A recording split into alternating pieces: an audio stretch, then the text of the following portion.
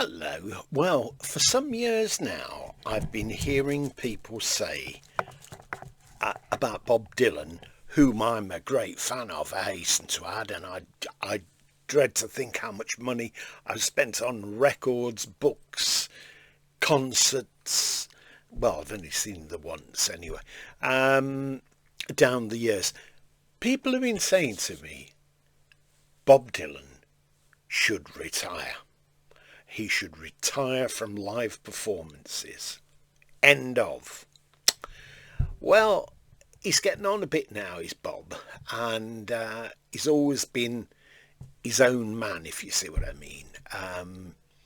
I, I've read countless times that he doesn't like to do retakes. I think he'll do a song three times, and that's it, and then it goes to tape, whichever digitally, and that's your lot, matey. I saw him once at Earl's Court when he was in his sort of religious phase. Anyway, let's put it that way. He did some of the hits, yes, and I enjoyed that. Rolling Stone. I think he did Ballad of a Thin Man. Various other things, anyway. And I came away and I thought, yeah, that's been an experience. So I carried on buying books, carried on buying the albums. I bought some of the albums various times. I even commissioned a painting to be done of Bob Dylan. Having said that, people still come back and they say, I saw him at such and such, and he was awful. He was dreadful. So I say, in what way was he dreadful? He's never professed to have a fantastic voice or anything like that. And they say, well, he'd turn his back to the audience at various times, or he wouldn't play the hits. Yeah, but he's not one of those people, he's not going out on a greatest hits tour. He doesn't do that. And he'll play out tracks maybe from the latest album that he's got out. Yes, but he's sold his publishing. He's got all this money. Why does he need to go on tour? Because he wants to. And you've answered your own question in a way. Because he doesn't really need to go out on tour. He enjoys doing it. The fact that people buy the tickets is up to them. And they must have some idea of what they're going to get at the end of the day. Yes, but, Bob Dylan is not the same person, and none of us are really the same person that we were saying 1965 or 1964 or 1969, etc. I've got various box sets of him playing live on CD box sets, and it's great, and the sound's great. I've got DVDs, great. I've got albums of him playing with the band, fantastic. I don't go chasing after going to see artists play live. Because the price of the tickets is so damn expensive anyway. But it's up to Bob Dylan whether he wants to carry on. If he feels that he's got something to offer, fair enough. Nobody forces you to buy tickets to go and see him live. Yes, but you should stop this never-ending tour which has gone on. Yes, never-ending. That's what it would presuppose. You should stop doing this tour, and it's all a con. No, it's not a con.